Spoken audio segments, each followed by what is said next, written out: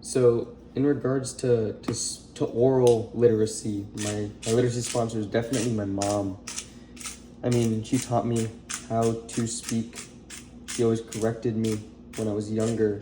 My first language was actually Spanish, and she spoke it exclusively to me until I was in pre-K. That's where I learned English, honestly. She would always correct me when I'd come home and say anything incorrectly. One of her biggest pet peeves is like incorrect grammar. People in school would say things like in back of me or don't know nothing, and I was just like, she definitely passed on the pet peeve to me. She always spoke to me as an adult, never spoke to me as a child. She would also play like kids shows for me. In French was the main one, but it would just be like a multitude of other languages. And I don't really know if that affected me, like how I perceive language or how I learn or my experience with literacy in any way, but I don't really have a monolingual Elias to compare to. In regards to literature, she would read. She knew how to read Spanish and English. There's this one book that she would read to me that it had to be my favorite. Still is when I read it to my children. It's called Harold and the Purple Crayon. The book just, I know it had a profound impact on me. The book highlights themes of imagination, problem solving, and the power of creativity, and I think that's shaped how I view the world now, especially in cooking. Those are all like very prominent when cooking, especially for yourself. You're just able to like come up with new things and be creative. And this is not an industrial kitchen. You don't always have all tools available to you. So you need to improvise and problem solve. That's pretty much it. I think that one of the reasons the book is so special is because the purple crayon is obviously more than just a purple crayon. It represents shaping experiences and overcoming obstacles with the power of imagination.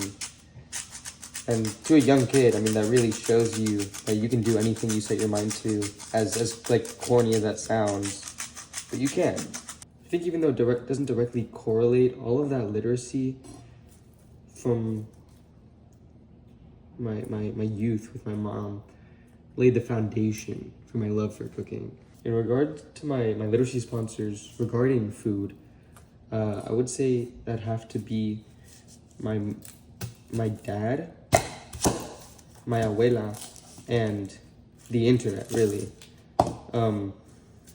Mostly YouTube. They really fostered my love for food. With my abuela, I lived in her house when I was younger, so she would always cook me food. She would actually even make my baby food, expanding my palate from a young age. I don't really have any memories, but I'm sure it was good. My abuela never really gives herself enough credit. She makes one of the best dishes I've ever had. If I were asked what's my favorite dish, that question is always going to be difficult, but if I had to pick one, I think I would say rabo encendido, which is Cuban oxtail. And beyond it tasting so good, I think you can, again, sounds really corny, but I think you can really taste the love. Because it takes like hours. You have to braise the meat. You have to stew it with the other ingredients. It does take a long time. She also makes a very good flan. In regards to my dad, him and I, we love trying new foods. We'd always because he lives on the beach, so when I'd go to his house, we'd always walk to different restaurants to try new things. I love trying new things with my dad. There's this one restaurant we walked to one time named Tequiza, and they offered un taco de chapulines, which is grasshopper. And I have an adventurous palate, but I was not going to try that. Insects, they're just why. I don't know, but he wanted to try it, so I took a bite. It wasn't bad, but it was certainly an experience. Thinking back on it, I definitely can attribute some of my love for cooking from my mom. I mean, I always liked being in the kitchen when I was younger. There was one time, I don't even remember what she was making, but I wanted to help cut onions. And I was like afraid for them to make me cry. I said in the last video that they don't really make me cry, but my eyes are feeling a little watery right now. But it's fine. Maybe I should get my goggles. Because when I was younger, I grabbed like a swimming mask, like the one that goes over my nose, to avoid myself from crying. I mean, it worked. I didn't cry. Alongside my dad, my abuela, and partially my mom, there was the internet.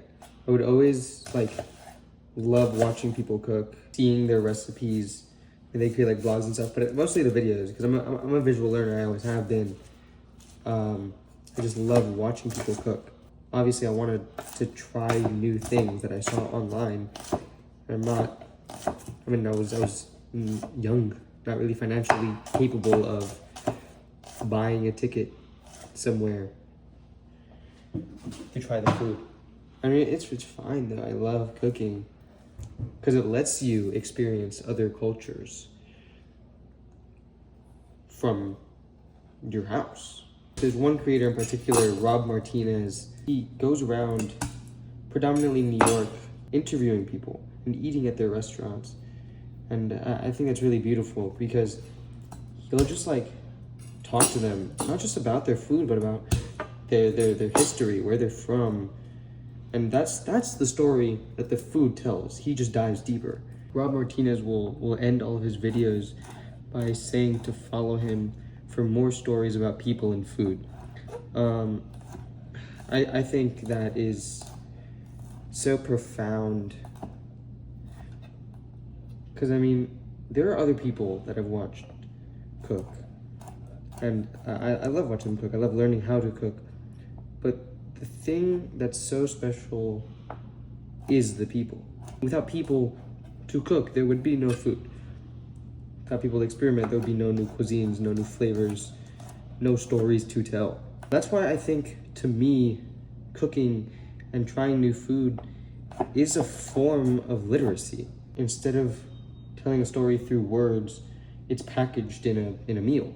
Food has the transformative power to bring people together. And that's truly why I love it so much, not just because it tastes good.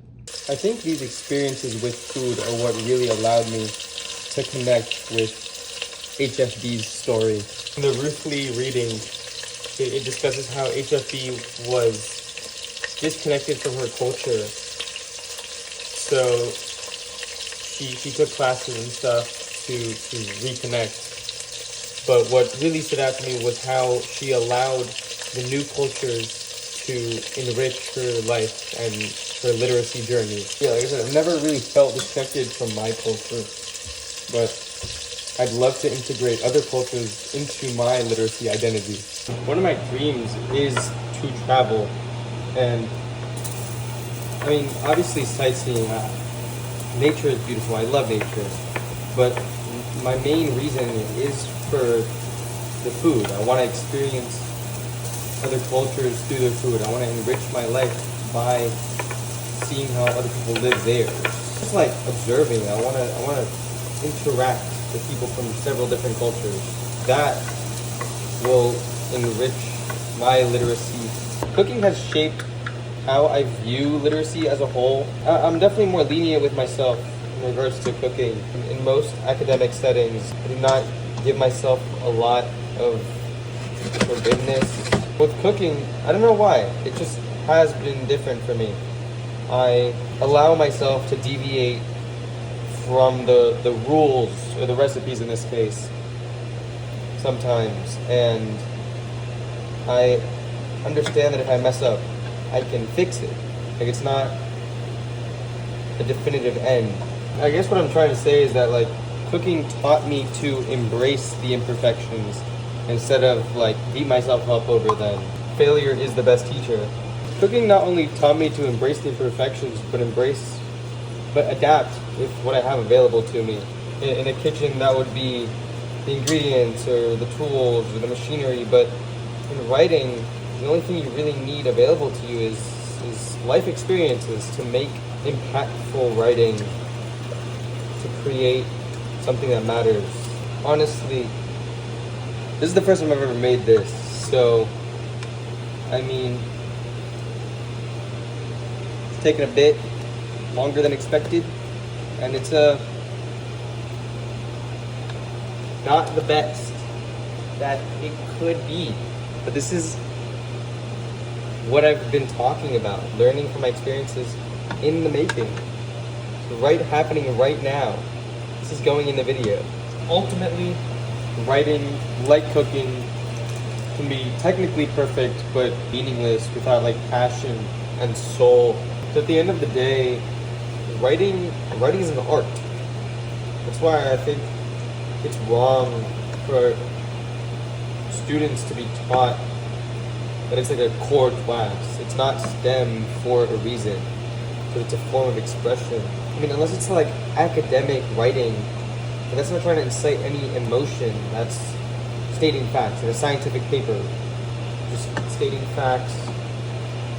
That's literally all you're doing. You're explaining. Creative writing is an artistic process.